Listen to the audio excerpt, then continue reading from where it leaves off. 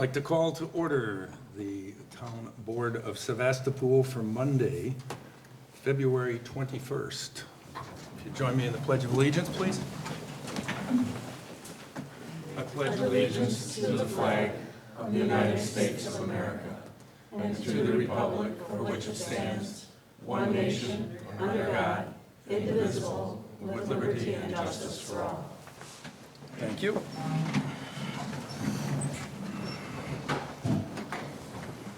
Well, why don't we start with a roll call? How about that, Amy? Chairman Dan Wolfel. Here. Supervisor Jeannie Vogel. Here. Supervisor Derek Daniel. Here. Supervisor Linda Waite. Here. Supervisor Mark Hain. Here. Oh, we're all here. And we will pass the baton to you to introduce yourself, please. Carrie Nellis, Town of Sevastopol. Right now, it's on Sevastopol. Clay, Nellis, Sevastopol. All right. Jim Mitchie's, Student Basin Festival. Greg Coulthurst, our County Soil and Water Conservation Department. All right. Jim Gibson, South Lake Road. Kathy Gibson, South Lake Road. Chris Rainier, De Pere, Wisconsin. Jim Smith, Town of Jacksonport, but I also have a home in Sevastopol. Congratulations. On Clark's Lake. He's out of the town of Sevastopol. All right. Mary Ellen Hay, Matthew Road. And our two videographers. Derek Demise, Town of Sevastopol. And Laddie Chapman, Sevastopol. All right, good enough. Welcome. Public participation. Anybody wishing to speak, other than the people that are here for the variance request? Anyone else? All right, in which case we will move on. Agenda has been properly noticed? The agenda has been properly noticed. All right, we would need a motion to adopt, but before you do that, I'd like to move the Gibson Trust right after Greg Coulthurst, if everyone's all right with that. Yes. Okay, so motion to adopt the agenda, please. I'll make a motion to adopt the agenda with that deviation. Yes. Motion by Linda, second by? I'll second that. Second by Jeannie. All in favor signify by saying aye. Aye. Opposed? All right, on we go. First order of business is the approval of minutes from the Board of Supervisors meeting from January 17th. I'll make a motion to approve the minutes from January 17th, 2022. Motion by Jeannie, second by? I'll second. Second by Derek to approve the minutes. All those in favor signify by saying aye. Aye. Aye. Opposed? None. And Laddie, I'm getting a text from someone near and dear to me saying they can't hear anything. Yeah, I didn't have a mic thing set up right. Not anything at all? Well, that's, unless I call home, which I'm not going to do. I'm assuming she's still not hearing anything. She'll text me if she's hearing. Okay, I just boosted that. All right. Okay. Are you talking about the TV or the YouTube? For you, TV. Oh, okay, well, we've been having a problem with that. Okay. oh, Rick, yeah. All right. With that, we have Greg Coulthurst with Soil and Water, who's going to talk to us a little bit, share all of their findings from the wonderful Dunes Lake project. And you're going to tell us where Dunes Lake is, right? You don't know where it is yet? Yeah. Well, people here that may not. Mike's not on. Mike's not up. It's hard to.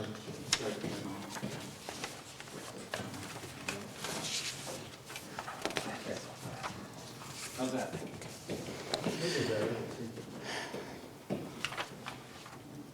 How's that? There you go. Does that work?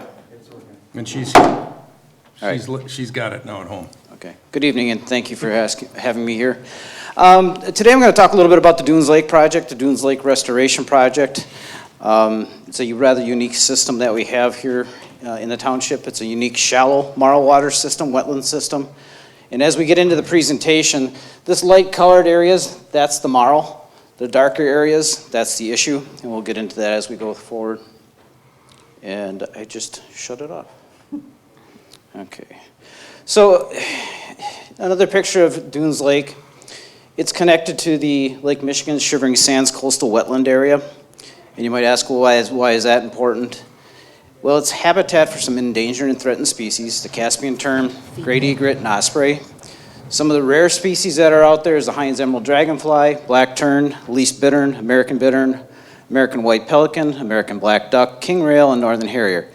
There are many, many, many other birds and species that are out there as well that, you know, has this habitat as home. So when did this start? Why was it a concern? So the gentleman here in the one canoe is Mike Grimm from the Nature Conservancy, and he was leading a Festival of Nature tour back in 2005. He came to our office the next day and said, "Hey guys, have you been down to Geisel Creek or Dunes Lake lately?" And what he noticed is these large mats of algae and floating mats of duckweed and sort, but this is something that he hadn't seen in previous years to this degree. So over the last 4 decades, the photo up in the upper left here is back in 1974. And these circles kind of indicate where we really started seeing some of the other issues that were developing within the lake. So if you look at this photo, you can really see these white marl areas. This inner area is a little bit deeper. But keep an eye on this corner, where the mouth of the river is, and where these circles are as to how many cattails are forming. This point here is about an acre. So over 4 decades, we gained just an acre of cattails at the mouth. The other problem with this cattail ring, as we refer to this, is that it started to trap the water. So that inner bay started holding the nutrients in and holding those plant materials that were floating downstream. So as those plant materials decayed, they deposited, and we had an organic-y, mucky deposit. That's the primary sedimentation that we're talking about here, not sand, silt, or clays. So in 2013, every 2 weeks during the spring and summer, I was out there sampling the water, and I was taking pictures as we went. And in the spring, there's not a lot of vegetation there, but by June 12th, I went in there and there's this great big algae mat. Went back a couple weeks later, or a week later, on June 20th, the algae was gone, but the lily pads started taking over. So what's happening is that the algae is a very short-lived plant species, and as that decays, those nutrients are now available for other plant species, namely the lily pads and cattails. And every one of these pictures was taken from about this location in the center of the lake looking northwesterly. So we had a couple of studies since 2005, primarily in 2008 to 12. The study on the right was more of a sediments in 3 of the creeks in the county. The study on the left was a more comprehensive study, and we studied the watershed, the surface watershed, the groundwater watershed, where the farms were located, the farm fields, and we tested not only surface waters at some of the different roads, but we also sampled many springs. I think there was 4 or 5 springs that we sampled, and we also had many deep wells out there as well, to get an idea of kind of where those nutrients were coming from and what's the root cause, and then once we find that root cause, how do we come up with a solution? So what just popped up there is kind of and I'm going to have to move a little bit here for this part. So as far as phosphorus goes, the non-point sources were from surface water discharge, but the big what happened there, was that a lot of the phosphorus was coming from groundwater sources. And what that means is we're getting phosphorus coming through the farm fields, through leaching. We might be getting it through sanitary systems, private on-site systems. But we also looked at the pond discharges for the Sevastopol Sanitary District, and that was about 23%. Non-point 77, and the discharge from the sanitary district about 23. Nitrogen was much different as far as the ratio goes. The vast majority of it came from groundwater, and only about 1% of it came from the pond discharge. And we'll get into what some of those nutrients are later as to some of the importance. We also decided to take several sediment core samples in preparation of, basically, if we're going to dredge the material out of there, a really breaker is if it's contaminated sediment. So if it's contaminated sediment, the price is going to be very expensive because you're going to have to landfill the materials. And here we tested for a lot of nutrients again, phosphorus, potassium, calcium, on and on and on. But the key point here is that in the top foot of the sediments, we had about 71 pounds of phosphorus per acre. And that equated to about 46% of the total. So if you look at the top 2 feet, that was 82% of the phosphorus. So that was kind of our target for dredging when it came down to bang for your buck. We knew it was going to be very expensive. We could not afford to do all 3 feet, and we ended up settling on the top 2 feet about. So sources of nutrients, the non-point or agricultural sources, those are usually the highest source just because of land mass. And again, that was about 77% of the phosphorus. And I'm going to keep saying phosphorus mainly because that's one of the key ingredients for algae growth and plant growth.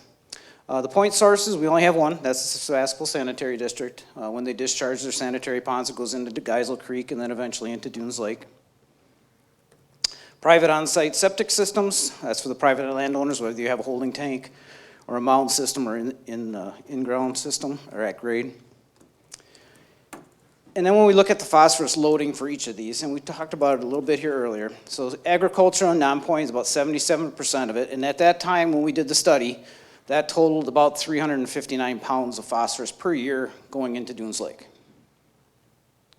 Point sources, again, was about 23% or 108 pounds per year. And when we talk about the algae and what it can do and produce, we talked about it a little bit already, but 1 pound of phosphorus can produce 300 to 500 pounds of algae. So we do the math, so the average of 400, a total of 467 pounds of phosphorus per year, and that can equate to 93.4 tons annually, every year. So, what does that look like? It probably looks a lot like that over 20 acres on that water body. Some of you have been back there, some of you have seen some of the vegetation, but if you get back there in June when that first bloom happens, it's pretty amazing. That stuff, the picture really doesn't do it justice because a lot of that stuff is floating about 6 inches in height. But within a week, it's gone. A couple weeks later, you have this jungle, and if anybody's ever tried to paddle through that, it's nearly impossible. So what's happening is this phosphorus is being recycled and cycled through different types of plants. It's decaying and going back down into the sediment column. So, solutions. Address all agricultural cropland in sites. That's completed and it's ongoing. We had a couple of grants to address some of the farm issues out here with some best management practices. We've also have every acre of cropland in nutrient management, which is a way of balancing nutrients being applied for the crops, as well as manure. Private sanitary inspections, that was completed. Every site was brought up to compliance if it wasn't, and of course that's an ongoing as well. The WPDS permit updates for Sevastopol Sanitary District, that's currently ongoing. It's being extended in another year. But we've also worked with the district back several years ago, just with everybody in the district as far as that goes, as far as reducing phosphorus at the schools or in households. This last spring, we helped assist with dredging of those ponds to get some of those sediments out of there because they were having issues with weeds plugging up the pipe during discharge, so we got that field applied in accordance to a nutrient management plan. But again, when I say still an issue, I want to make it clear, there's still phosphorus being discharged legally according to the permit. So we have been continually trying to do things to get that cleaned up to something that's more than what's required. One of those things were a feasibility study that we did on the school property adjacent to it, and it was kind of a passive system to further clean that water before discharge and lower the phosphorus level. The other way of doing it would be to add alum to the system at their own cost, and that could also reduce the phosphorus discharge prior to going into Geisel Creek. But again, that's something we're still working on. So removing the legacy phosphorus via hydraulic dredging of the accumulated organic sediments, we completed that in November last year. So that was a big milestone. We spent about 1.5 million to 1.6, somewhere in that ballpark. We're still adding up all the dollars, and that's just for dredging and mobilization. So all the other projects, that's not included in there. So we talked about some of the big items, but some of the neat stuff that was happening. If you drive down to the end of Plur Road on the left side, this is where we constructed the first dewatering basin. It was about 1 acre. That 1 acre addressed about 2 acres of dredging in 2016. So you can see it was kind of a grassy meadow, a slight decline down into those ponds if anybody's been down in there. This is from the same direction looking towards the west. And basically the water is going to be pumped in over here from the lake. It's going to settle out as it goes up. It's got to rise up over this little berm here. around this berm, I should say, and then goes into another pond before it's discharged back into the system. This is the hydraulic dredge that arrived on site, and I was out there with Greg Meisner, and we're really kind of curious how they were going to take that thing off because we didn't know if they were going to pull it off. There's no ramp on the trailer, but it was quite simple. They just lifted up the hydraulic arms and drove the truck out from underneath it. And then they dragged it back with a bulldozer. Once they got near the water, the hydraulic arms basically crawled like a very slow ant to get back into the water and start dredging. The piping that they used, each joint took 25 minutes to weld together. And what they did is they used a skid steer where they could to pull the pipe after each section was welded together, or they pushed it, and to get through the trees, they had individuals with ropes holding the end, and they would say, go ahead and push, and they would steer it through the trees until they got in there. So this entire project was new to me. It was new to our office, probably new to everybody here, but it was quite the eye-opener. So here's the pipe going in for the pilot dredge, again for the first 2 acres. And all this stuff is from the first 2 acres of the pilot. It's operating right there. This is the head of the dredge. Here's the teeth, and then the pumping apparatuses that go into the pipe. It's kind of neat watching this stuff in a video where you just see all the plants, lily pads disappearing under the water. On top there's a bunch of root masses. That's actually a root mass or a tuber from the lily pads. They were floating all over out there. So it was kind of a bit of an issue, but the next day the winds blew out of the southwest, blew all that stuff right to the dredge, and they were able to chop it up and bring it in. So here's the dewatering basin again. This is after they chopped up the roots. It was near the end of the project, of the pilot project. This is one of the, I can't remember if this is the machine that adds surfactant or coagulant to the discharge water. And the reason they're doing that is because this dewatering basin was so small, they wanted that sediment to settle out as quick as possible. So they added two chemicals, a surfactant and a coagulant. They added it right to the pump or the pipe as it was coming into the dewatering basin. So behind the gentleman there, Mark, is the lake's back about a half a mile. And this is a test site. So as we're dewatering this, they have to test the sediments to show water going back in is clean. And this is just an example of the chemicals working. So basically he took it right out of the tap, out of the pipe before it goes into the basin. And you can see it's pretty dark. It looks like manure. It doesn't smell like it, but that's what it looked like. Within seconds, you can see that all that flocculant settled out.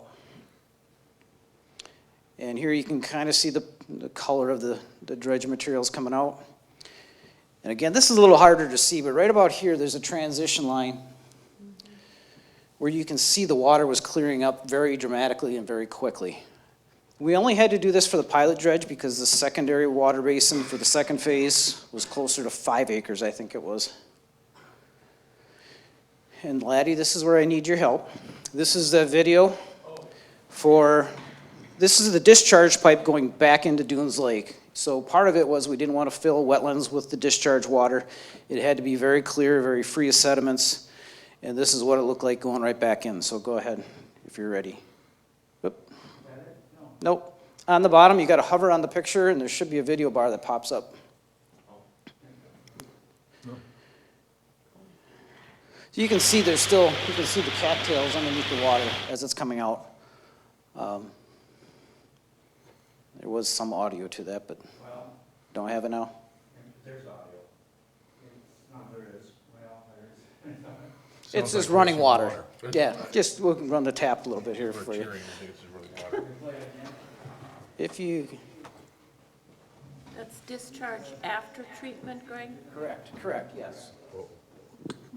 Just keep that. Yeah, we'll just. So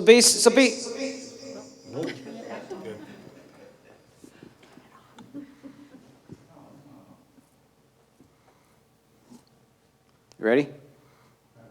No. No, we'll skip the video. All right, so again, yes, it was after it was treated, after it went through the pond. Yep, so again, because that whole project is surrounded by wetlands, the easiest way to do is to bring the project water back into the project site. So if there was any sediments going into there, we could just keep recycling it through and minimizing that amount to adjacent wetlands.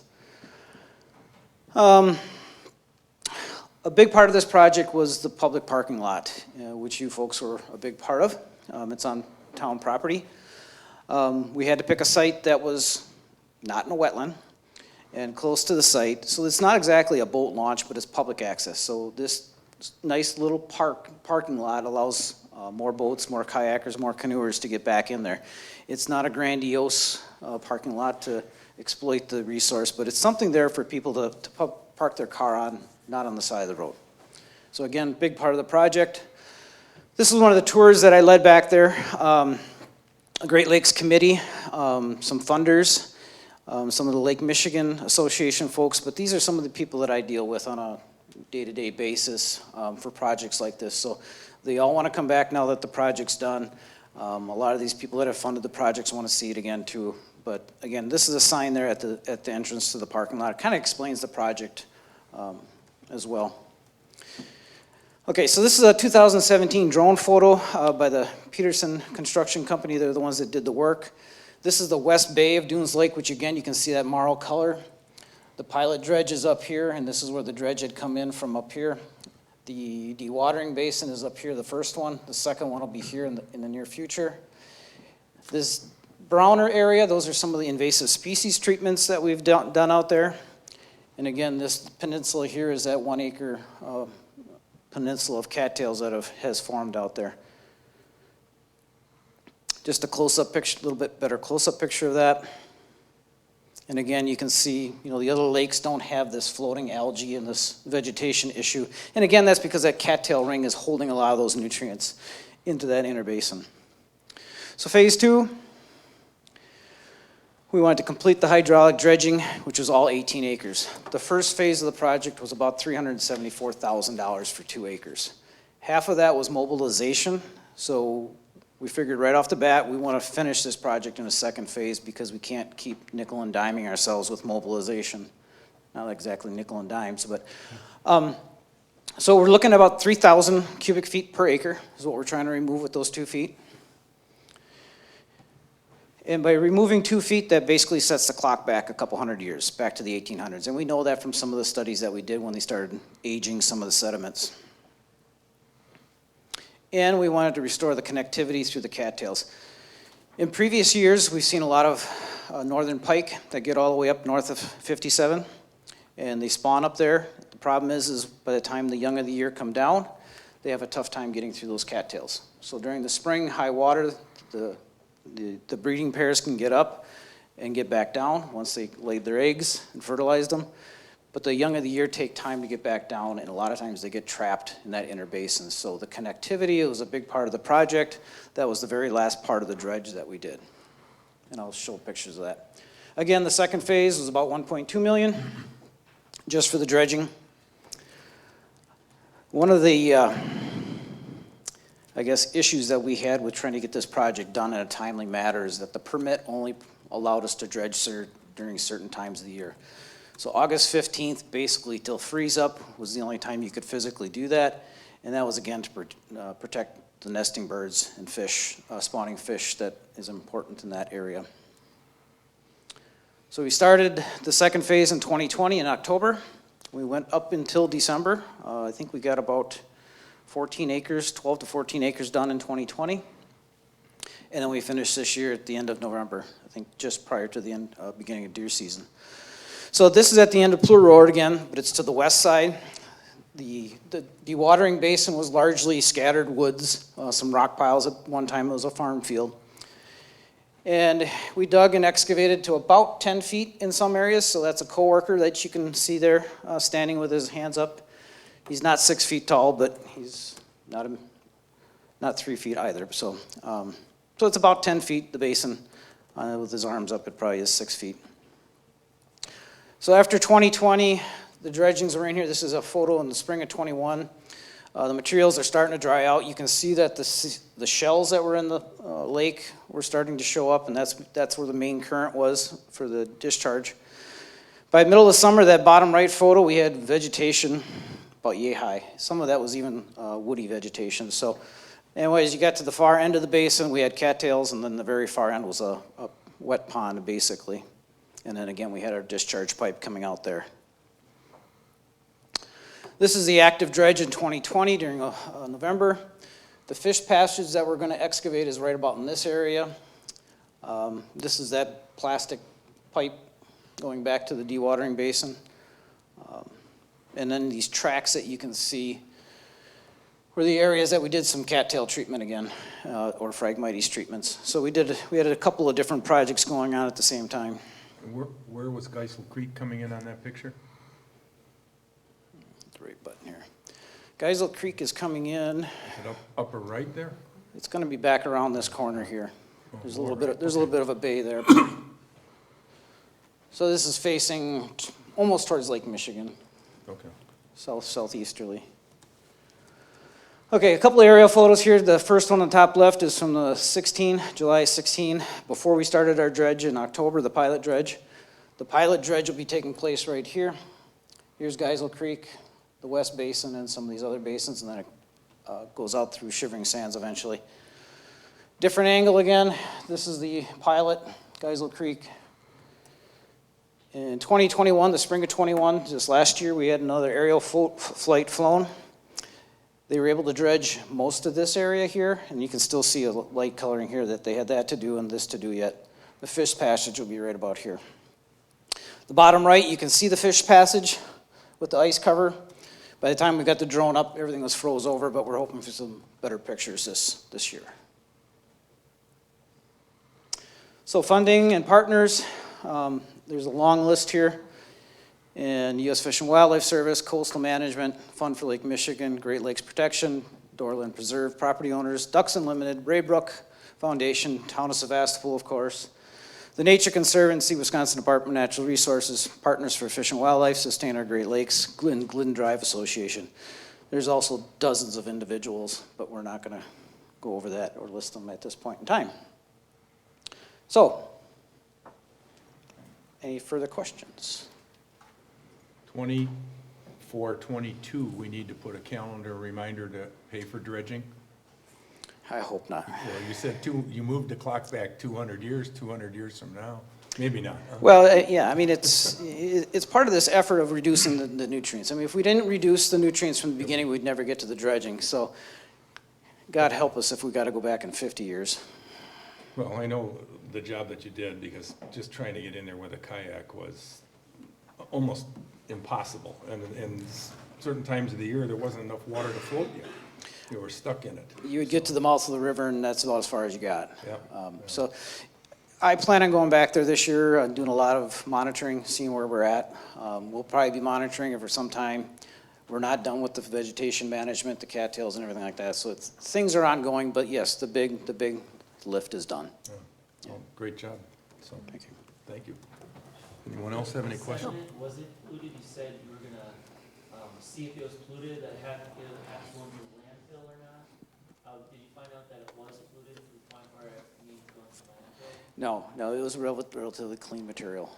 So yeah, we ended up sending those samples to the DNR. They analyzed it and they basically asked, is it clean or isn't it? So there's different levels of contamination as well. So it all depends on, that analysis. But for some project, if you have contaminated fill, the price tag is going to go up. Yeah. So. But then would that indicate that it wasn't necessarily from runoff from farmers, that it was more of a natural thing that just happens? Well, we found plenty of phosphorus, so that's the one thing. We were mainly worried about heavy metals, other kind of chemicals. But yeah, once you start getting into some of these heavy metals, mercury, lead, some of those things can add. Some pesticide residues you can end up finding too, but we didn't find that. I think you actually tested it could be used as a fertilizer, the material that came out of the bottom. Yeah, we did some tests as far as, germination of plants. And right. The amount of organic matter in there, I think, was over 20%. Silicates were over 20%. I think we used some for a topsoil amendment when we worked on the town land. Yeah. And there's many things that we can do with that stuff. We can barter with it to shape things. We can use it for other projects. But if we were to sell the material, we have to pay the DNR some fee for that because it came out of a state lake bed. So. They do the same thing when you dredge a boat ramp. They want money for the sand. Yeah. If you sell it, yes, yeah, so. So, Go ahead. you were kind enough to give myself and Amy, we took our kayaks in there, and it really is beautiful and quiet back in there. So do you have plans then for this, for a next phase in another area? And funding and made application, or is there, have you gone as far as you wish to go at this point? Yeah, the As far dredging, as yeah, the dredging is complete.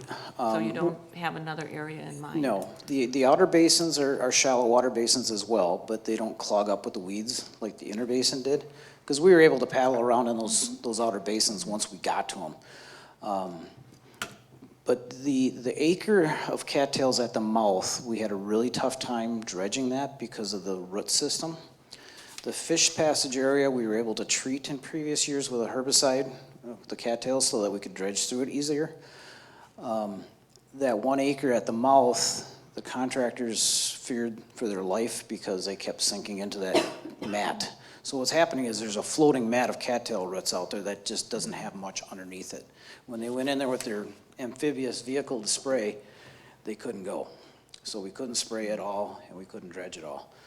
We had it as a line item for the contractor to do, but cost went through the roof, and we just weren't able to do it. So we did the open water, some of the edges, and then we hit our limit for how many cubic yards we could dredge from our permit. But we do want to go back and water quality monitor, and we do want to go back and do some more cattail management. So cattails, algae, and lily pads thrive on phosphorus, or phosphorus and nitrogen? Phosphorus is the key component. Nitrogen is Okay. the other part, the lesser component. You need both of them for it to cook, but when you have the phosphorus, you're cooking with gas.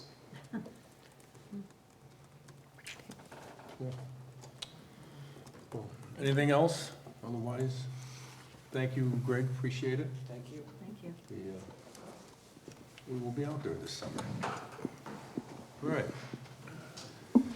Stepping back into our agenda here, we're going to, as I said earlier, move up the request for variance for the Gibson Trust. So we'll go to that portion of the agenda, and I will give that over to Ms. Wade. Okay, the Plan Commission met on Tuesday, February 15th, to address this matter, and Attorney Smith and the Gibsons made a very comprehensive presentation, very well done. All of the information was at our fingertips there. So we heard that again on the 15th. Attorney Smith made his presentation, and the Gibsons and also Chris Reiner from the architectural firm spoke on behalf of the application for a variance. And after some discussion and our questions being answered, it was the recommendation, a unanimous recommendation of the Plan Commission to favorably support this request and pass that recommendation along to the town board. The reasons for our determination was that the variance request was not inconsistent with other structures in the area. It was also bringing into compliance the floodplain ordinance, which would be raising the grade. We felt that there were architectural drawings included, and we felt that those structures were attractive from both the water and the street views. And it was in line with other fairly new structures in the neighborhood, along with placement on the lot. They were using mitigation, so that was favorable to gain some points on colors and also buffer situations.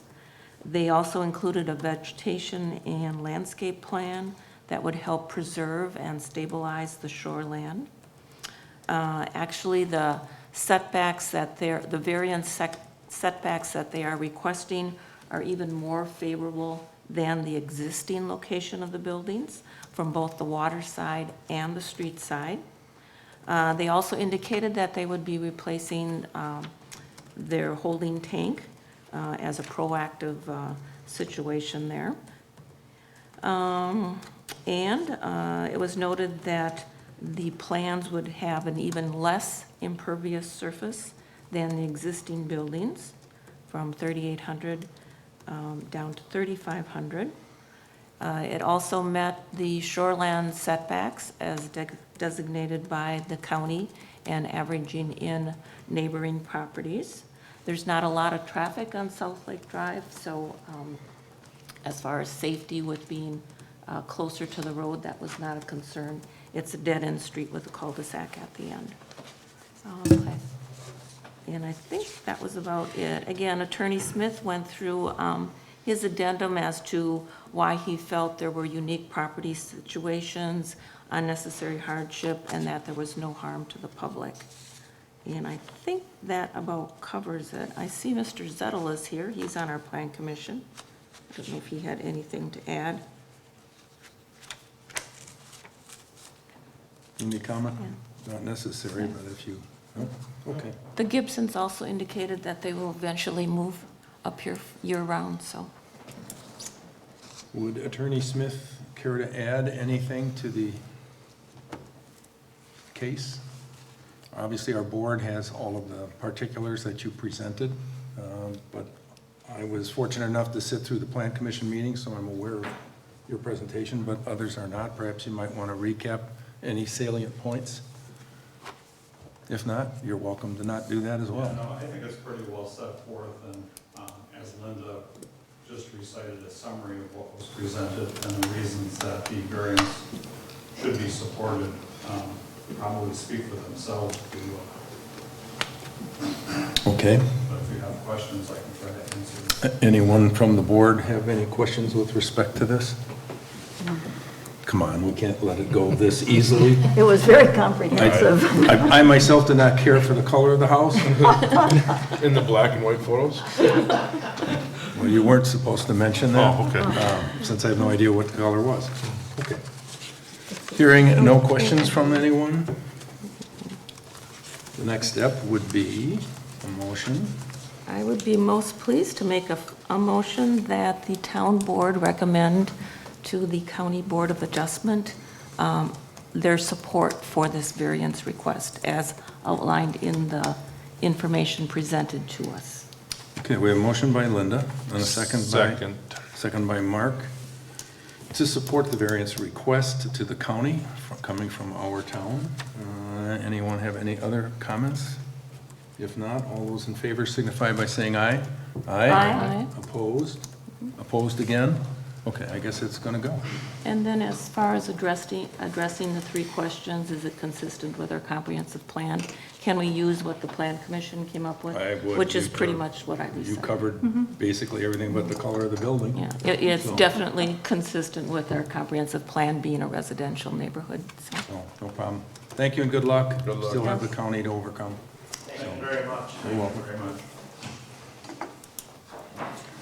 All right, slipping back into our pending business. The first item here we have is a broadband update. And for that, I will ask Jeannie to cover her committee and kind of what's happening in that regard. Thank you, Mr. Chairman.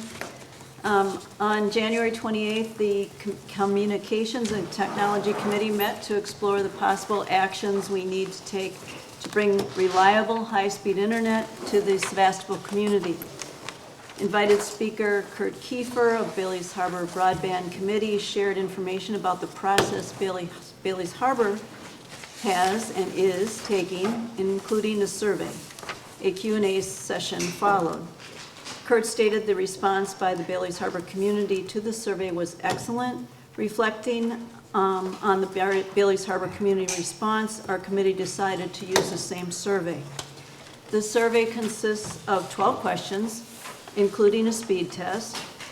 It will take just 5 minutes of your time, 5 minutes. Thanks to our clerk Amy's efforts, the survey is ready to be mailed to all households and businesses this week.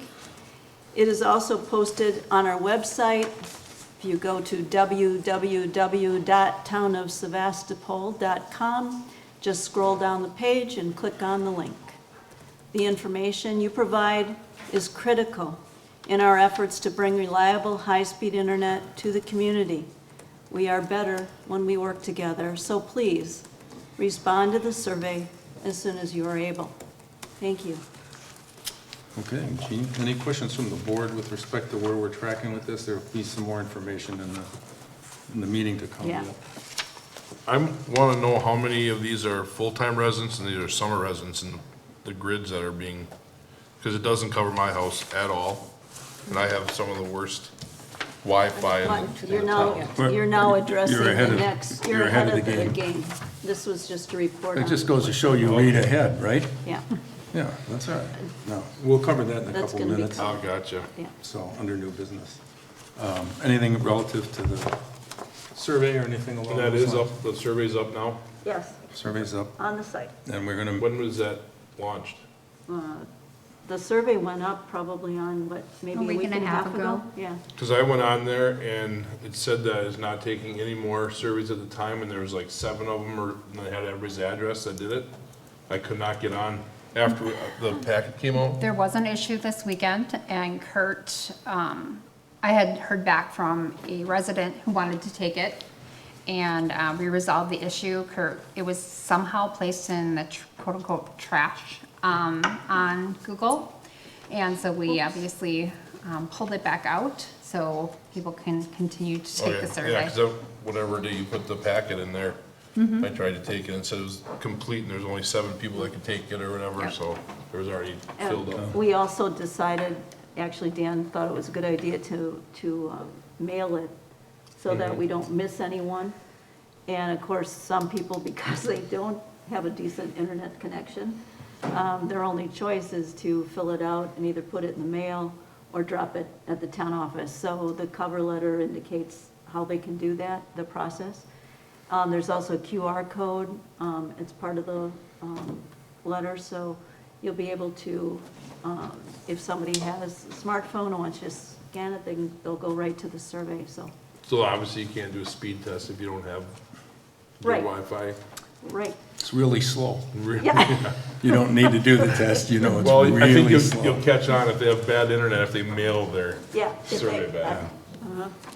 Yeah, there's a couple things, you know, a couple glitches there, but you'll have an idea, so, okay.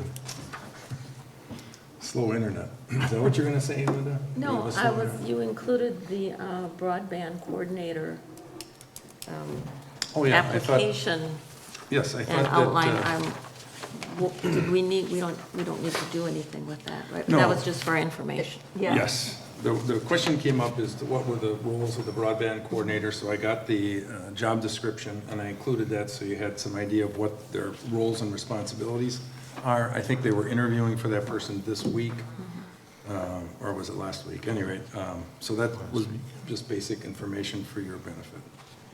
So, okay, and I want to move on to the Old Highway Road update. And this is, this next little bit of information is really a follow-on to our conversation that we had with the DOT a couple of weeks back with respect to how to provide safe access off of the corridor from the Mill Supper Club down to Culver's, or actually up to the roundabout. And we had that come up as a result of a request from Zabel Monuments to be able to access their property, which is just south of the Lobenstein-Thielens buildings. And we had to do some research with respect to that, and that led to the conversation with the DOT, who told the Zabels that they were not going to be able to access the highway off of Old Highway Road, that although it is a horse and buggy trail, for lack of something better, it is not accessible by DOT standards. So after our meeting, I just recommunicated that with the Zabels, who have their request for a variance, zoning variance on hold. I also talked to Steve Lobenstein because he owns the adjoining property and wanted him to understand what that conversation was, also anticipating that Zabels would be contacting him to see about potential access through or around Steve's property. And they were going to make a connection. I do not know the output of that conversation. We are, at the same time, still doing some research on Old Highway Road. We found surveys going back to 1922, and there's a variety of different surveys. We're trying to define when the state converted that road from an active road to where the current 4257 resides today. And that's going to be a work in progress because those documents are very difficult to get our hands on. We're still researching it. Zabels, during this period of time, they have pursued, or I shouldn't say pursued, they've given us some options for consideration. And basically those options, and we'll talk more about it on those maps, are essentially what we discussed with the DOT, which is extending Forest Road, finding a way to access their property, perhaps around or as part of Steve Lobenstein's existing property. And they have provided some maps there, and we should talk a little bit further about them. Part of the process on their map is an extension of Forest Road to the west. There are some federal dollars available for developing roads, not for property acquisition, but there are for development, and we can look at possibly trying to access some of those dollars depending on what solution we think we can afford and what makes sense. The property that is owned by the developer could also be purchased by us. They could be donated by them. It could be a shared cost. I mean, there's a variety of approaches we can take, and the key is we're going to have to engage with the owners of those properties and understand what their interest level is and what they want to accomplish. The map that you did see from Zabels, it was interesting. If you caught the section of Forest Road that exists today, they've relocated it around the Hummel property.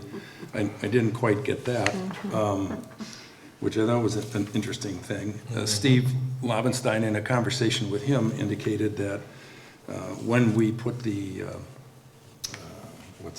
kiosk, the byway, Door County Byway kiosk, that Leo had a conversation with him back then that he wanted to straighten Forest Road, so it came in perpendicular, and that's why the kiosk was positioned as far into Steve's land as it was at the time. So that potentially could be another workaround. The thing that you do need to know, and I think it came up on our call, and that is Steve has documented access to his property across from Grandma Tommy's with the DOT. So he's got documentation that allows him to put a road in across from Grandma Tommy's. But in doing so, he has to take out the 2 access roads that he has today for Teelands. So yes, it's good news, I mean, in terms of where he's going, but it's going to require some development on his part to maintain access to the existing Teelands property, as well as anything he might do with the property he owns across the street from Grandma Tommy's. So we will engage with him as well as Zabels to try and understand what's workable. And you see that the 2 maps, and the other one swerves and comes perpendicular to the highway, the second map, in which order you have them in. So we'll use those in conversations. You should be thinking about what makes sense for that. Obviously, the section owned by the old Muscat property is still up in the air because of the DNR holes on the concern about pollution.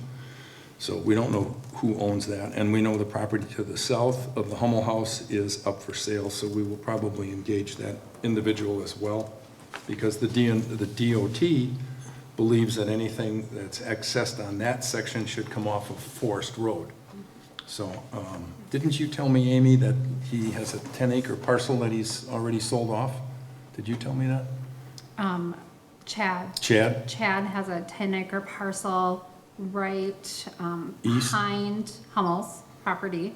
Okay. That, yep, he sectioned off and he already has sold it. I signed the papers for him to sell Okay. it. So. And was that, do you have any clue what that property was destined to become? No, I believe he wanted to put some sort of house there. He already asked for a driveway permit, so. Okay. So that'll be an interesting conversation with the DOT as well. Anyway, enough of that for the moment. The last item that has come up on multiple conversations with people in our town and on the DOT was Gordon Road. Were there any plans to do anything with Gordon Road? because of the access problems coming out of Culver's, the gas station down there. And as we had discussed prior, there was nothing on the DOT's radar for the next 3 to 5 years to do anything at that intersection.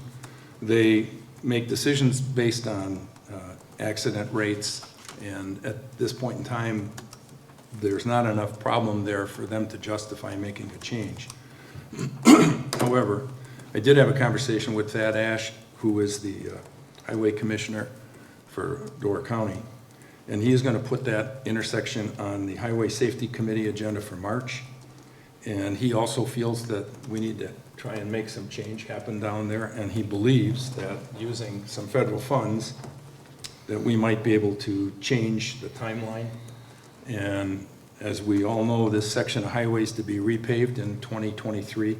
So potentially, we could maybe influence that, either move that project ahead or behind, but he's going to take a look at it and get back to us. And it'll be on their March agenda. And the federal funds that he was talking to me about said basically 80% of that project could be paid using federal funds. And if we make it a right-hand turn only, which is really the one that makes the most sense and the least expensive, it shouldn't be a major effort. And you would think any land acquisition to support an island, you probably get the people from Culver's and the gas station to give it to you just to get the traffic pattern out of their way, so to speak. So anyway, that's everything up to today with respect to this. I have told Zables that this will not come back to the board probably till April in terms of our decision. So you all need to give some thought as to what you think makes sense, and we'll put together a meeting in April to discuss what options. We'll maybe have some more information from everybody involved and figure out where we think we want to go with this. So did I hear you? Go ahead. I'm sorry. So did I hear you correctly when you said that Thad felt that there was a way of actually getting the state to postpone the possible resurfacing or scheduled resurfacing of the highway? Yeah, because in order to accommodate this, when the fellow we were talking to, well, it hasn't been bid yet.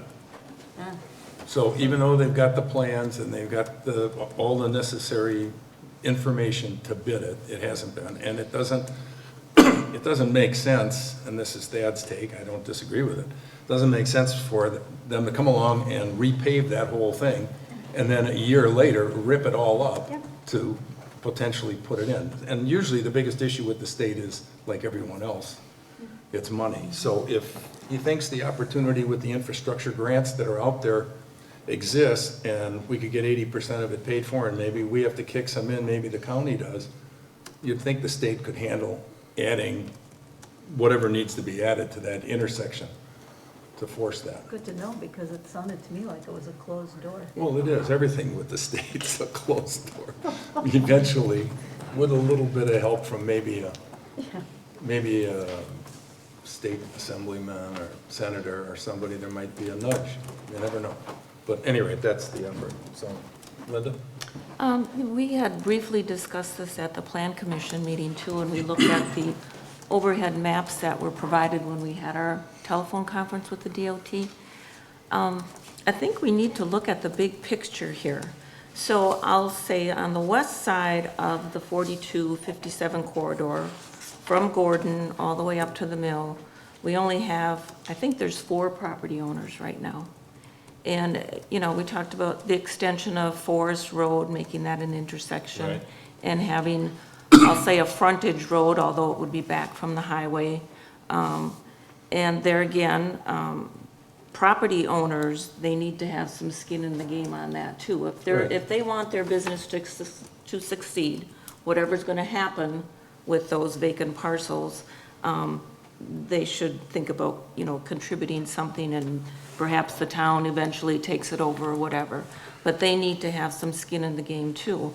But another concern, at least of my concern, is looking on the east side of the 4257 corridor. All right, you've got 1, 2, 3, 4, 5, 6, at least a half a dozen property owners. So when you start developing one side of the highway, are those across the street gonna say, hey, look what you did for them with a frontage road? You know, are you going to do the same thing on our side of the road? So again, we need to look at the big picture of what is going to happen with this corridor. So, No, I on agree. both sides of this, of the highway. That's why I said we would have to Yeah. engage Chad or whoever, you know, goes in there. And, you know, I neglected to mention, and I'm sure you've all seen it there too, in the one Zabel drawing, it's old highway to a frontage road that runs all the way Yeah. up to C&W. Yeah. Now, that would be pretty ambitious, but I mean, it's conceivable, it depends on, you know, who's going where. And obviously, The east side has access points already, that's one thing we got going for us. They already have driveways going into most of those properties, so yeah, I mean, it alleviates a little bit. but we need to have the conversation with them, because obviously this parcel, this 10-acre parcel that was just spun off, if the DOT held fast to no access off the highway and it coming off of Forest, that access now has to be a few hundred feet further down, and then, Well, that's behind the house, right? That's to the east, so that's already on Forest Road. It's on Forest. It's on Forest. The 10 acre is on Yeah. Forest. yeah, but the DOT wants access to that parcel off Oh, of I see, Forest. come down. So instead of it being, in theory, it could have been right behind the barn, storage building. Yeah. Now he's got a 10-acre parcel there that could, you know, could make that, and maybe not, because the house could come down too, you just don't know. But we will have a conversation with him with respect to that, so. Anyone else? Others? So are we just kind of putting a hold on this until we see what the county might do with Gordon and what may or may not happen with extending Forest, or? I won't, well, I'm hopeful that maybe something happens with Muscat, so they could settle the ownership that, question right. there. Yeah, that's not- Because that plays into this. At the same time, we have the property that Chad owns adjacent to that private driveway. So I'm hoping that, you know, maybe in a little bit of time here, some of the dust settles and we can get the right people in the room and not start down one path and then have something Right. else.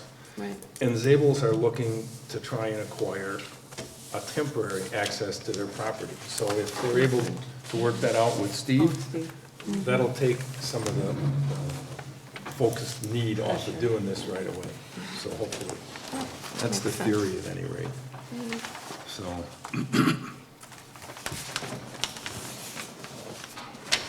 Okay. Charter, internet expansion and funding. This is a half conversation too. So, what happened here? So as you all know, Charter services some of our community. Basically the lake shore and the bay shore, and a little bit of pieces in between, depending on where you live. You might have it, you might not. And as you know, all of this money that's been thrown out there, well, it's gotten some people's attention, and Charter was one of the first ones that said, you've got our attention. And they came and approached the county, I'm gonna guess it was 30 days ago, I don't know the answer. And they said to the county, they're interested in expanding Charter's internet into 4 communities, Nassawapi, Town of Sturgeon Bay, Sevastopol, and Gardner. And Union, I believe, no, Claybanks. Claybanks, I'm sorry, I say Gardner, it's Claybanks. It's Claybanks. Thank you. And so what they did is they set up a conference call with us a couple weeks back, and they invited the chairmans and their respective committee people, or chairs, to a conference call with 2 people from Charter to discuss this and to tell us what was up. And basically, the message was, we're gonna expand. This is a costly venture based on the communities that we're working with. It's around $4 million. We want to apply for a grant that's gonna be eligible. It has to be in by March 17th for God knows when, sometime probably summer, before they'll get a decision back.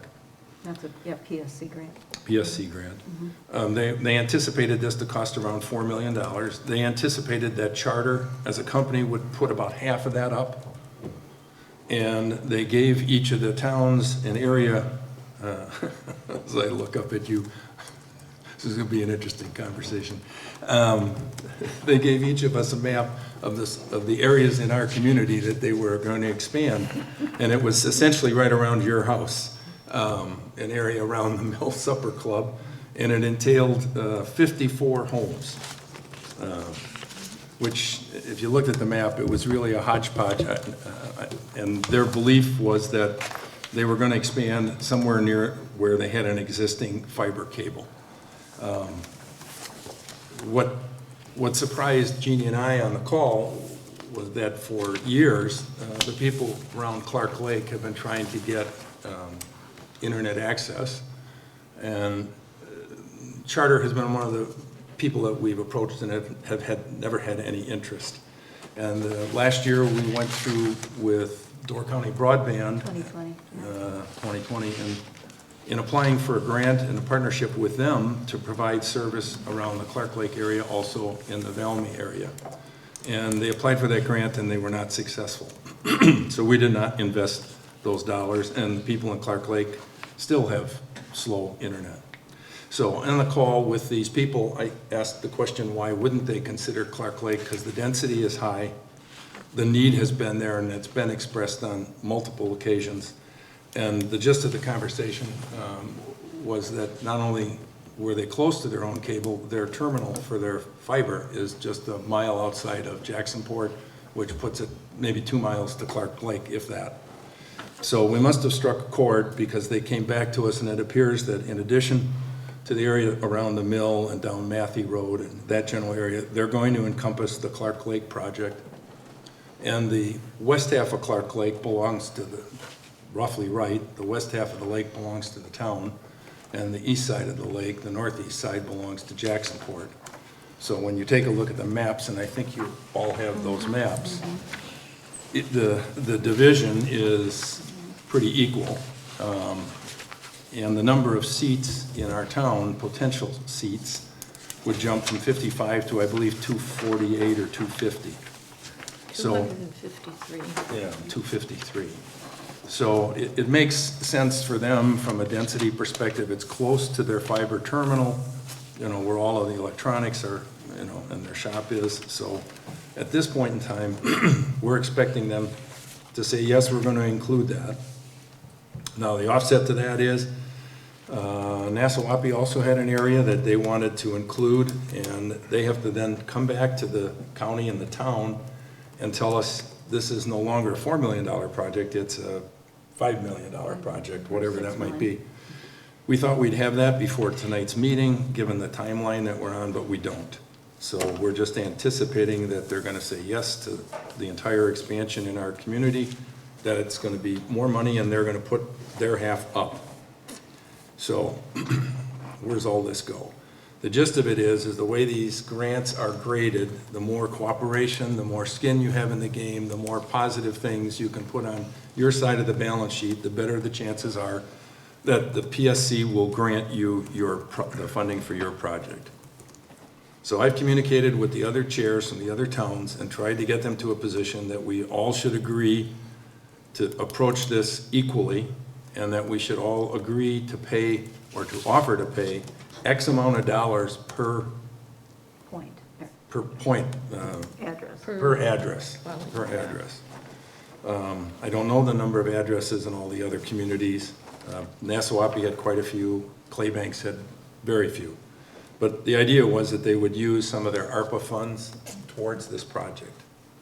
In the meantime, the county and its coordinator and all the efforts there realize the importance of this, and the fact that I think frankly it's a good deal for the towns, because someone's going to pay half of the cost that we never would pay to begin with. The county is going to step forward, and they're going to give the towns a $25 per person per address for their effort towards internet. So as I understand it, and again, this is a work in progress, they are going to take our population as they see it of, I think, 2,100. You've got the chart here. 2157. 2157. And they're going to fund us at the rate of $25 per seat towards internet expansion. Now, we're not going to pay we're not going to hand out all of that $53,000. we're not gonna hand out $53,000 to charter for 250 seats. What you would do is use some appropriate amount based on the number of seats that you expect to get. So the way charter is looking at this is they'll have the 4 or 5 towns together, united. They'll have a contribution from the county, vis-a us. They'll have a contribution from the town.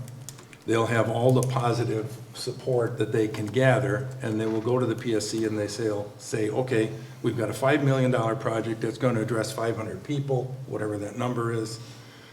We're putting up $2.5 million of charters money, and the towns and the counties are putting up another X. And hopefully that X amount takes them to 55% or 60%, whatever that number is. I don't know what that number is. I don't know, we have a call with the other town chairmen tomorrow afternoon to try and get some agreement on what that amount is, but we're also waiting for charter to tell us how many seats. And all this has to happen by the 17th of March. You mean how many points or addresses? How many addresses, Yeah. seats, you know. So, They call them points, and the charter calls them points, but. yeah. So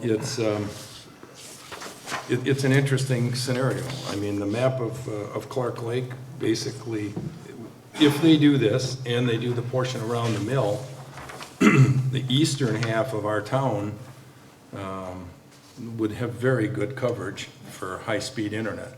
Now, the western side, obviously, we have some on the Bay Shore, and there's a lot of areas for opportunity. Bay Shore's got, you guys have charter there, don't you? It covers all Only of Bay to- Shore. Only to a certain point, I Up to think. Birmingham, Yeah, from the south up to Birmingham. Yeah. it doesn't do, And there's a strip, I think, on Cherry Road that has some. there's around, Gun Road, I mean, there's different on spots. Cherry Hills condominium, that area is covered by charter. It's here, up Bluff Drive a little bit, it's Yeah. like here So and it- there. it, And there's nothing solid that tells us exactly where it is right now. No, and if you look at the map for what's called Project A, and you can see in that map, you've got the Mill Supper Club, it goes down Grandma Tommy's, it's, you know, it's a little bit of everything. They've got 54 seats in that Well, now, particular. they increased it to 87, No, then I didn't see that one. Yeah, It's- it's Oh, it's not- on this, oh, yeah, sorry. from 50, Yep, yeah, to Okay. 87. They expanded it down to the line between the town of Sturgeon Bay and town of Sevastopol. Okay. And then up to the 57, too. You're right. I got So- so many maps at home. Yeah, I get it. And they're saying 159 on, oh, they got town of Claybanks.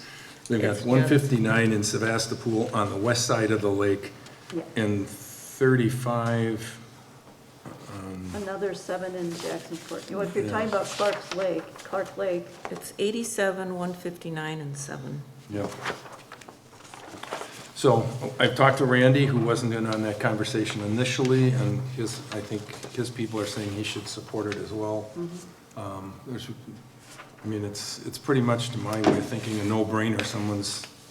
Yes, they're gonna get half of their infrastructure costs paid for out of federal funds. Why wouldn't you wanna do it? And the alternative for us to try and tackle that individually would certainly be a lot more than any amount of money that we'd kick in, or could kick in, unless we went to the bank and borrowed millions, so. My previous question comes back up is how many of these are permanent residents and how many of these are part-time residents, summer residents? we don't know that. You know, can we find that out? I mean, this, like I say, I'm not on this, half this, like the interior, we're worrying about Jacksonport or Clark Lake and, Well, there's summer residents. I'd love to have our people that are here year-round be able to have broadband. They're only gonna build, Mark, off, at least initially, where they have some place they think that they can tap. Well, I can Tap in. go drive right down the intersection from my house and it runs up County P both ways. Yeah. You have And it to, doesn't come you to have my to house. remember what they originally put on the table was only 50-some points for resident, or Well, the reason why it's addresses so high in is the- 'cause it's- in the first approach, and with Dan and my conversation with them, you know, that's how Clark Lake, because they're right there, it made sense to ask them, are you thinking about possibly expanding there? And then, of course, they even went back and expanded the area, the location A area from 50-some points to 87 points. So, There's another piece. this is just the this is the first grant cycle. We didn't even expect to be part of this first grant cycle because we really, we're just getting rolling with the survey, frankly. So we weren't talking yet about partnering with a internet service provider at this point. So, this only happened because Charter approached the county, who then, approached the towns that they were looking to expand in, so, Do you think Starlink has anything to do with them charter saying we better get going on this? no, I think it's all about Yeah. the dollars that are out there for. On the dollars that Broadband. charter's gonna make because they're gonna be the broadband? Well, no, you've got two other things in here, and I've got a piece of paper somewhere in this pile, but I can't find it. There are two other things that are happening in the county. One is T-Mobile, which, is opening up a shop on Egg Harbor Road, and are gonna be putting up 2 towers to support 5G in the area, one in Egg Harbor. And the other one is Cellcom's announcement that they will be bringing 5G to Door County, probably this US summer. Cellular or Cellcom? Cellcom, sorry.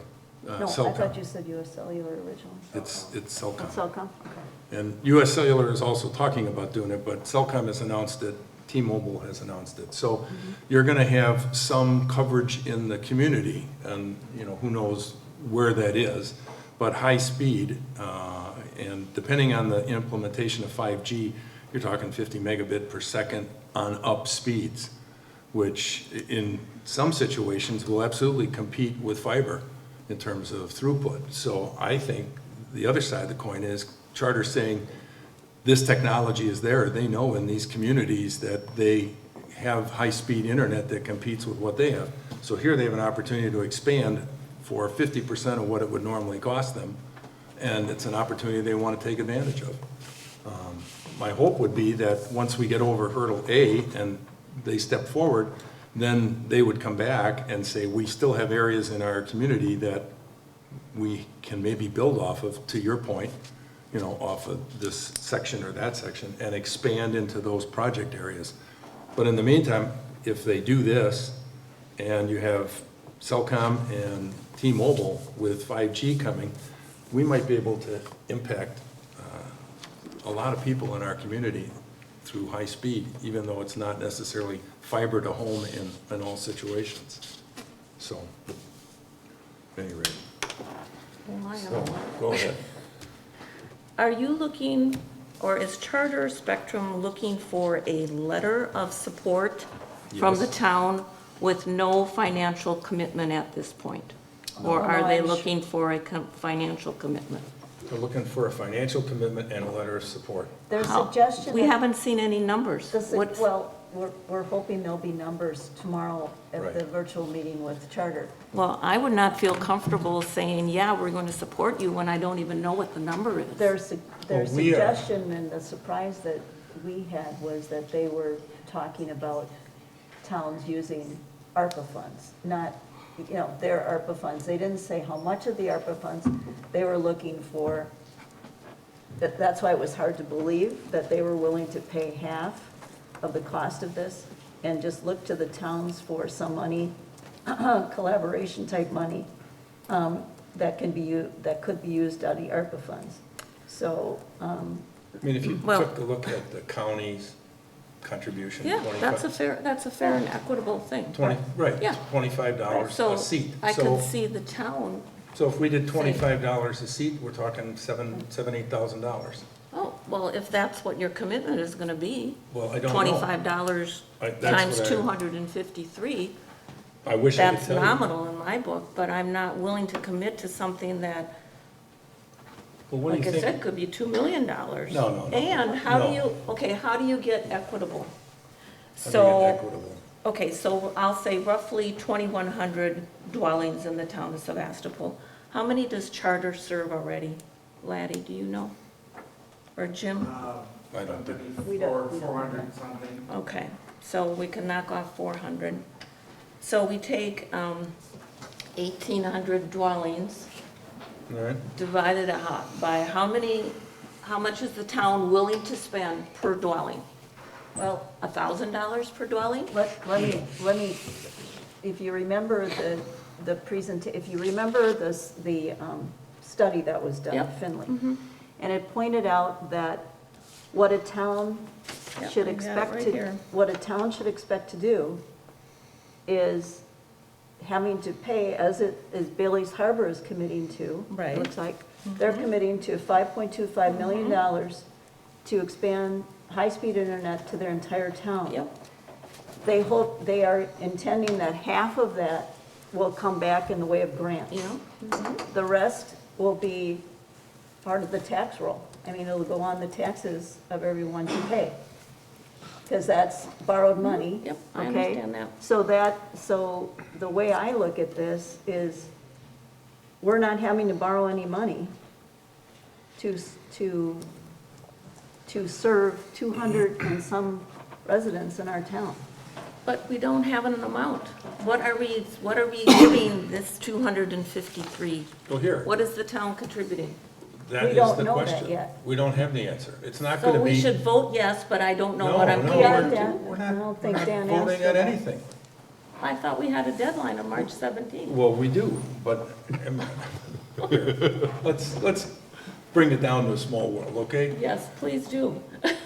We have an opportunity to have somebody pick up most of the cost associated with expanding internet in an area that needs to be done. A year and a half ago, or whenever we did Door County Broadband, we agreed to support them to the tune of $75,000. We didn't spend it.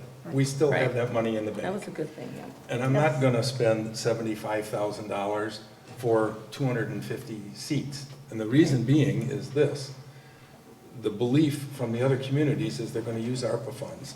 The only two communities that have any real ARPA funds are us and Nassauwappee. I don't wanna get in a bidding war with buying access to the internet by putting more ARPA dollars down than Nassauwappee, or Nassauwappee putting more than Claybanks or the rest. So the talk track that I have had with them, and I got 3 out of 4 to agree, and I think I have 4 out of 4 to agree, is that we should all put forth the same amount, so that we're not in competition for one another, so that we go forward as a joint group with a number. Now, what that number is, I don't know, but given that Sturgeon Bay, I think one of them got, the most he got was 44 grand. I'm not talking county dollars, but ARPA dollars.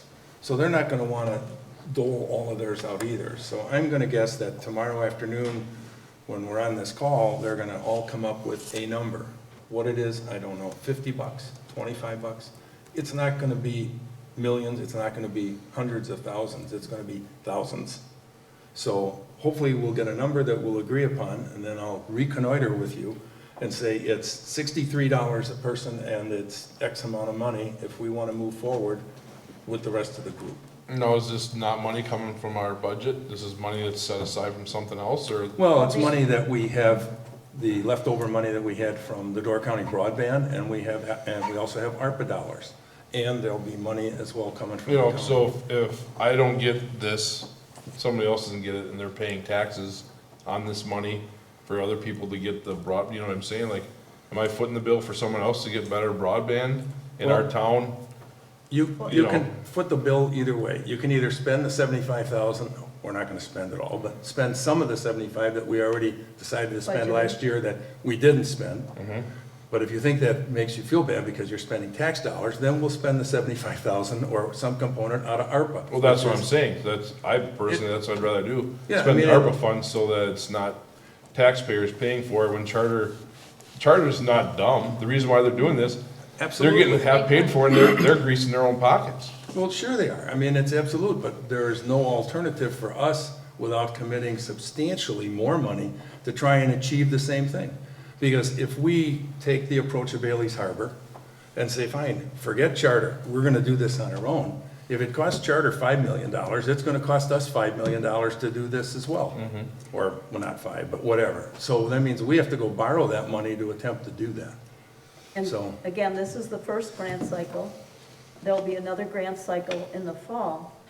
So if this works out with Charter, maybe Charter will approach us again for the second grant cycle.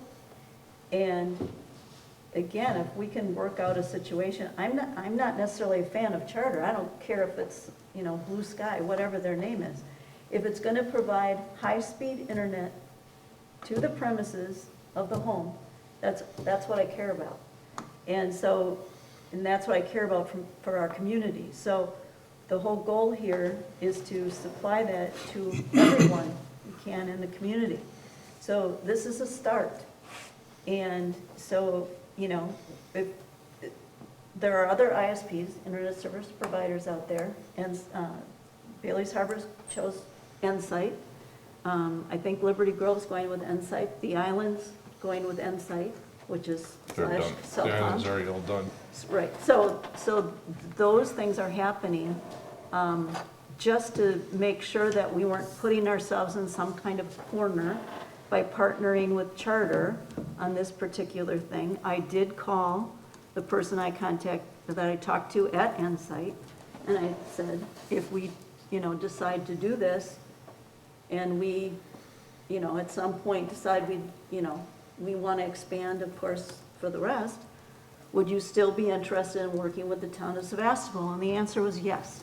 And that's what I wanted to make sure, so that we're not closing ourselves in on something or just, you know, narrowing our scope. So, that's what I did, so. Well, I mean, what was the number, Linda, 253? 253. All right. Oh, that's our number? Yeah. So if we put double what the county did, and I have no idea, I'm just throwing that out. If we put double what the county did, we're talking $12,600. That's a far cry from even the 75 that we were looking to do and not have as big an impact with Right. Door County Broadband. So if somebody said to me tomorrow on the call that we're all gonna put $50 in a seat, I would come back to you and say, hey, why wouldn't we for $12,000? And we wouldn't have had the speeds with Door County Broadband either. This is I have- fiber yeah. to the premises. Okay, I'm just I have no saying, problem with that amount, but Yeah. I was thinking that if this whole project is gonna cost $5 million, okay, so probably $4 million in the town of Sevastopol, and Charter is putting in half, and they're hoping for a grant for the majority of the other 50%, yeah, okay, and that's fine. yeah. But just whether we go with Charter or Insight or Door County Broadband, we have to treat all of those providers equally. So if we give $50 per household to Charter, are we giving $50 per household to Insight too when they Again- come to do the rest of the town? Now, again, I think you have to look at what the study showed and what is that Bailey's Harbor is doing, Linda, and you have to say, the expectation from the engineering study is that the town assumes the cost with the idea that they're gonna get grants of about 50%. So there may be some dollars that we might have to agree to at some point down the road that we are gonna have to borrow in order to accomplish the goal. The entire town, right? Right, so I. But using her example, if it was $50, we're talking $107,000 for everybody, for a chair for everybody in town. That's nothing. I'm not signing up for millions of dollars. I expect that it's going to cost us much more than that. I do too, but I'm just saying, based on the number, I don't have a problem with that either. So, That's why this looks appealing, because we can use some ARPA funds. They're paying, you know, the ISP is paying 50%. Right. That's, I was under the impression that Charter was going to be expecting much, much more from the town than $50 per dwelling. If the And grants maybe don't, I'm if the wrong. grants don't go through, are they gonna continue with it, or if the first grant's like, you know what I mean, then if you don't get one of the grants, then. I have been able to Seems- get an answer from AT&T after 3 attempts since the grant request that we supported last year. They haven't even come back and said anything. If they don't, they don't. I mean, I don't know. I mean, my take on it, I have no idea what the number is, but knowing what dollars are out there from the other towns in ARPA funds, and knowing they don't have money sitting there from any other source, they're gonna be hard pressed to say they wanna spend more than the ARPA dollars they have. And so they're gonna try, and what Charter's looking for is a commitment from the towns. So if they get, $100,000 worth of money from the towns or whatever and the county, that's still gotta look better than nothing. Dan, I mean, I just, Derek's got don't a know. question or comment. Yeah. Hey, just, when it comes to charter, did they give you like a timetable when they wanted it completed on this? Well, Project? March 17th is the No, deadline. for the deadline, but No. once they get the money and stuff like that, when did they say that they were gonna have the expansion done, or what their? They've obviously done the engineering because they know what their costs are. Right. In terms of and they were prepared with the maps and everything, so they must know, and all of this is gonna be hung on a pole. Right. They're not gonna be digging, so, but no, they haven't given us anything. Yeah, because I mean, if we do the fiber to the home thing with the other project, I mean, Right. that's what the anticipated completion date isn't until 2026. I mean, you keep in mind that this is a PSC, this is a Right. Wisconsin Public Service Commission grant for for March 17th, for $100 million. Right. The state of Wisconsin is getting $850 million for broadband expansion from the feds. So there will be more I grant guess what- opportunities. Right, I guess what I'm getting at is if Charter is willing to fork out that much money with a solution to be completed at a They all quicker have to, time than what we're anticipating for the fiber to the home, I mean, I think that is kind of a no-brainer, and assisting with some money to get it done. That's what I'm saying. Well, the study also indicated that this is years in the making. Right. Okay, so no matter what ISP provider you might Right. go with, it's still probably take years to actually get it done. so let me suggest this, because otherwise I will call a special meeting Thursday or Friday. I mean, I don't know what else to do. Do you want to authorize that up to some dollar amount, we'll go ahead? And if not, we'll call a meeting, so like 20 grand, 25 grand, 10 grand, I don't care, pick a number, Not to It may exceed. not to exceed. Yep. And if that number falls inside, I will say, go ahead, and we'll send a letter and we'll do our thing. And if it's different from that, then we'll get together and decide whether we want to make that next investment, whatever it is. I won't be around this week. I won't be around either, so. Well, it's a Thursday or Friday, I'm not Oh, gonna be. you mean the rest of this week? Yeah, I'm leaving Okay. Wednesday, we'll be back till Friday late. But, so what's your take on that? 20. 20? $20? 20,000. 20 bucks sounds good to me. Well, $20 per household. 20, Okay, 25,000. Total 20,000, total of 20,000. Not to exceed 20,000. Okay, so 20,000 divided by 253.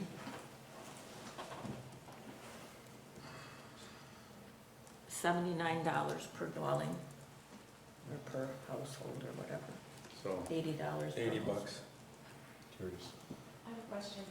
Can the people in those households pay for it instead of? Oh, you're gonna pay. It would be better that we paid for our service than everybody else paying for a service we're getting. No, you will pay as a subscriber, you pay. Yeah. So, But um, the initial, if we want to get into it, can we? I'm sure they'll be glad to take donations. No, but I'm saying, just for taxes, everybody has to. Why don't the people who use it pay for it? Just like the garbage pickup, I mean, we don't have that here, but other towns that we were in, we all had to pay for everybody else's garbage, no matter how they used I was it. hoping to do that here for my garbage. Are you willing to shell out No, $13,000 so that? The opportunity for us to do those kinds of things are too far removed for what we want to do today. Okay. So, I mean, it's just not And feasible. especially when we use the ARPA funds, they're taxed, they're not from the taxpayers. Hugh? Another source of ARPA funds is the school districts have money for broadband for ARPA. I mean, you've got, with these 4 communities, you've got Southern Door, Sturgeon Bay, and Sevastopol school districts. Are those guys putting some skin in the game? They don't get any ARPA funds, not that I'm aware of.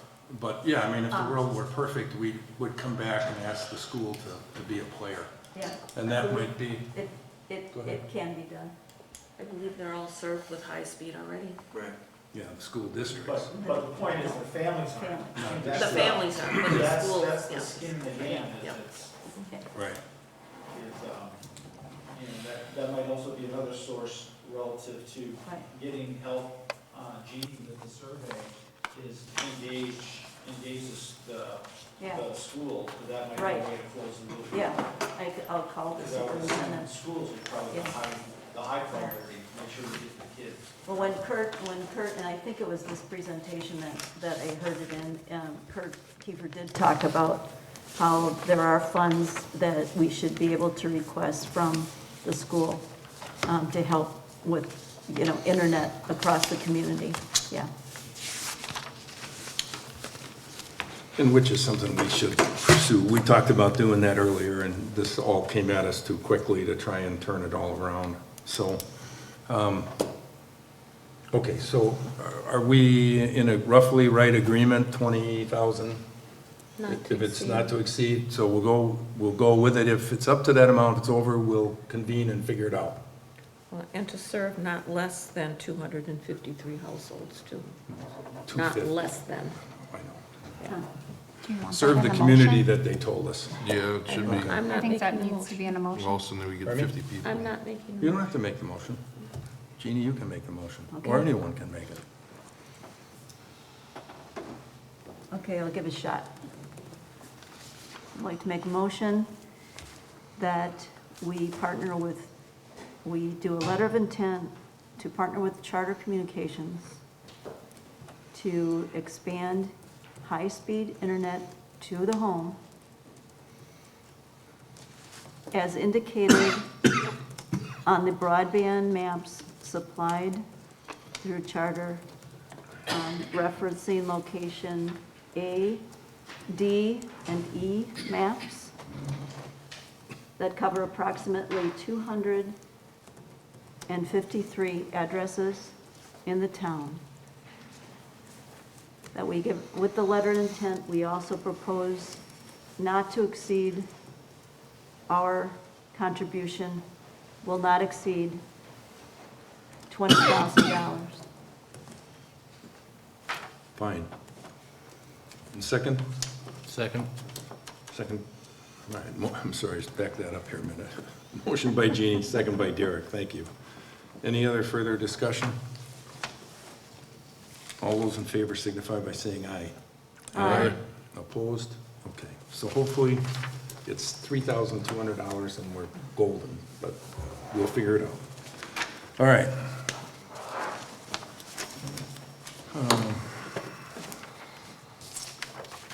Let's go back here. Oh, all right, authorization for payment for March bills. Standard operating procedure for the month. To pay our bills while the board does not have a meeting, a motion would be in order. I will make a motion to pay bills for the month of March 2022 in lieu of a board meeting during that month. All right, motion by Linda, second by Go ahead, Jeannie. I'll second that. Second by Jeannie, to authorize payment of our vouchers, bills, and claims for the month of March. All those in favor signify by saying aye. Aye. Opposed? Carried. All right, you can have fun now, Amy. All right, next one is the Kohlberg residence at 4893 Forest Road. If you recall, after we resolved the infamous Muscat property, we identified, we had a list of properties that needed to be addressed. And I'm happy to report, as you see in front of you from the pictures, a before and after picture of a now non-existent mobile home. Wow. So I talked with Mr. Kohlberg and dealt with his issues. And he knew he had a 30-day window, and he went out and took care of it. There is some residue that'll be taken care of when his kids come up and help him this spring. But the good news, we are 3 for 3, and all we've invested is cost of postage or a little legal fee. So we have, I regret to say, we have 3 or 4 more on the list, and we'll take on another one and hopefully see if we're successful. So Mr. Kohlberg is listening. I appreciate what he did in making that trailer disappear. So thank you. Okay. Whitefish Bay Parking Lot. This was a leftover project from last fall. They didn't get paved because the pavement plant shut down. And in the interim, as you would expect, the DNR and the county got involved in where we could pave and not pave, et cetera, et cetera. And we had to go in and request for a permit to pave the area between the existing boat ramp and where the parking lot pavement will stop, which is what's known as the ordinary, below the ordinary high water mark. So I applied for that permit, and the permit was granted. I gave the job to the county, who will do the concrete work. I'd gotten some bids. The county's bid was $10,000 below the next closest one, and they will do that in the spring. So that's just an FYI in there. So everything below the ordinary high water mark will be concrete, everything above will be blacktop. So, okay. And the county, is the county going to take care of, like, you're required to submit photos and a log, a copy of, make sure that the posting is there, and we must do it, may not occur between these certain Yeah, that's the, fish things. The county's gonna take care of all of that. we'll work with the county, either me or they, yeah. The unfortunate part about that permit is they consider this a launch, and it's not in the water. So, you know, the idea of not disturbing the fish should not apply, so, Okay. but, you know, we know how that works, so, any rate, okay. That brings us down to, what do we have here? The financial reports for the month. Ordinance and resolutions. We don't have any ordinances and resolutions. But we do have financial reports. So you've got your account balances, your budget versus actual for the month of January, and you have your transaction reports for the entire month.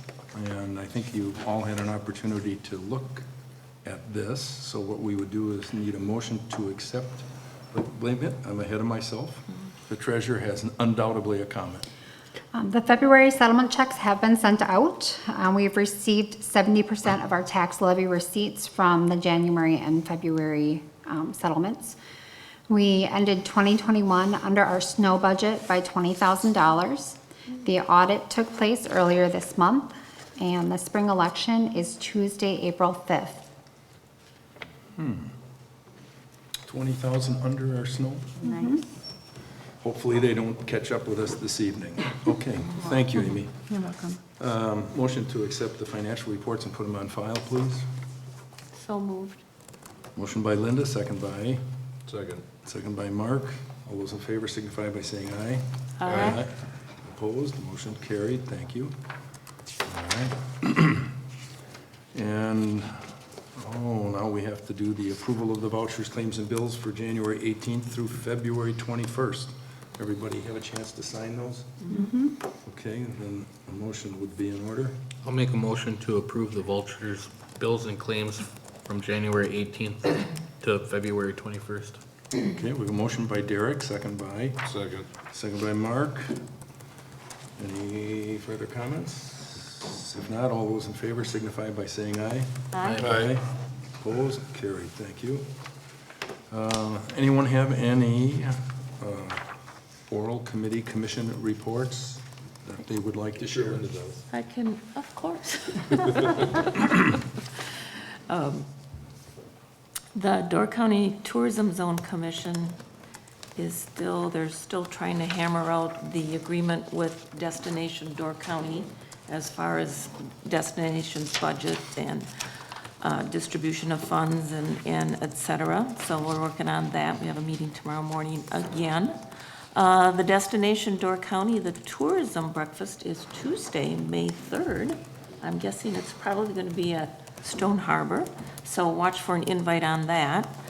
There's also, and we've touched on this once before, there's an incentive out there to keep dollars local, and a for instance would be to book directly with the innkeeper or the lodging provider. So you can still list on Airbnb and VRBO, et cetera, but if you book directly with the innkeeper. There's talk of maybe remitting back a $20 gift certificate to the patron, to the guest, for booking direct. Here's $20 to spend in Door County, such as Destination Door County. So instead of, giving that commission to Airbnb or the other booking agencies, keep it local. So just an incentive there. The tourism zone I had requested, and Juliana, the administrator, has posted on or included links now to the other municipalities that have short-term rental ordinances. Okay. Initially, it was only the city of Sturgeon Bay was posted up there. So she has added all links, and also our request to make the requirement for a DAT cap permit a little more visible. So she is addressing some of those. Is she gonna do the DAT cap? Did they agree to that, or is it still on the wish list? Well, my request was to make it more visible, so baby steps. I think a letter would be. Maybe perhaps a letter from the chairman. I'll leave that up to you. A steamingly hot letter from the chairman? Be my guest. Permitting is still Okay. 30 permits, a month, new permits. Let's see, and they're in the process of doing their audit as well, the Tourism Zone Commission. January was 30% higher than previous years, so, the winter months are picking up. And that Airbnb, VRBO, all those booking agents are remitting quarterly now, or filing quarterly instead of monthly, so there's going to be some changes as far as our collecting room tax. And let's see, Destination Sturgeon Bay. Again, winter is really picking up compared to what we used to have, so I guess I don't have too much on the Destination Sturgeon Bay. The destination door, and this ties back to the tennis pickleball courts. I have called her, I have sent John emails, I have sent her emails, trying to get a follow-up answer on the replenishment of the fees. So that if we borrowed for the pickleball courts, Okay. I have not been able to get any answer. I talked to her once, weeks ago, and she assured me she'd get an answer. I've heard nothing. So that project is sitting in limbo because I can't figure out where to go with it until I figure out whether I can get the money or I can't. So if you have a passing conversation with her, feel free to say, where are you at? I mean, Are you talking about Destination Sturgeon Bay? no destination door, if you have any Okay. involvement with, I've called, emailed John, her, talked to her. You mean the new CEO or whatever her Yeah, the title new is? CEO, yeah. Of She has- Destination Door Julie County? Gilbert, Yeah. our new director or whatever. Because She's up, yeah, she lives in Sevastopol. she does? Yeah. Maybe a visit. And we did talk about the pickleball courts at Destination Sturgeon Bay and how well, or how much the pickleball players appreciated those courts at Little Lake. Well, And I said, yes, Sevastopol has several pickle court fans, so. but I'm just stuck in limbo with her in terms of getting an answer on how I can pay for it. So it's a work in progress. Nothing else is new, right? I feel like I'm really working for the government. Everything is delayed.